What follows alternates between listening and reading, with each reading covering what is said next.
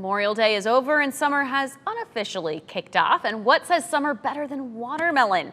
Well, how about some watermelon salsa? It's new on this Tuesday edition of Meal Prep Monday.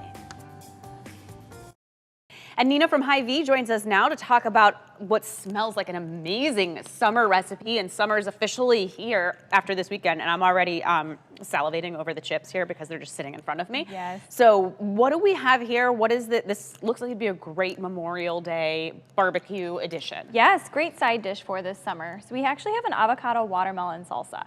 So two things that you don't typically think go together really well, but avocados are in season, watermelon is coming into season, and they're probably two of our produce items that some people want to purchase and then don't know how to really use or how to purchase them either. Yeah, avocados are one of those things, right? The ongoing joke is that as soon as you buy it, it's got like a 1 hour shelf life to eat, and then it's done. Yes. So how do you pick an avocado when you're at the grocery store, and then, you know, if it's not ripe enough, how do you get it to ripen up a little bit faster? And what if it's already ripe and you need to like stash it for a few days? Yes, so all good questions. If you're planning to make a recipe like this, I actually recommend buying your avocados several days in advance because you never know when you get to the grocery store what's going to be there.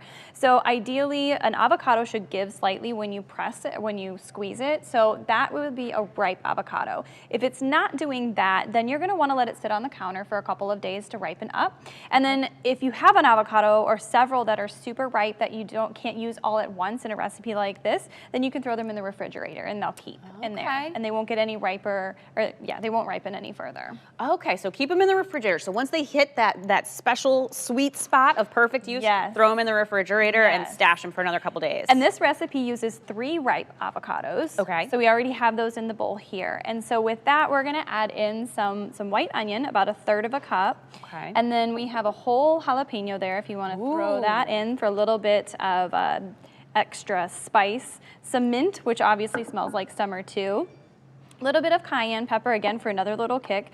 We have lime juice going in there too, about 3 tablespoons. And then yes, the watermelon, which is typically seen as such a more sweet option this summer, becomes a little bit savory when we put it into the salsa. Okay, how do you pick a watermelon? Because this is something I specifically don't buy watermelon because I never know when it's ripe, like how to pick it at the grocery store. Yes, it's that's so difficult. So when it comes to a watermelon, one of the biggest things is the weight. So if you were to feel that, it's heavy. That's a hefty watermelon for a little baby guy like this. Exactly. So that weight is going to be the water that you're going to get in that. So that's going to be a good amount there to tell you that it's going to be ripe. And then you want to also look for the spot that's kind of got a nice yellowish, kind of whitish spot. Okay. Shows that it's been sitting out in the sun for a while and has gotten, you know, pretty ripe. Okay, so does that make sure that it's sweeter? Because I know my 2-year-old wants that watermelon to be super sweet. Yes, exactly. Okay.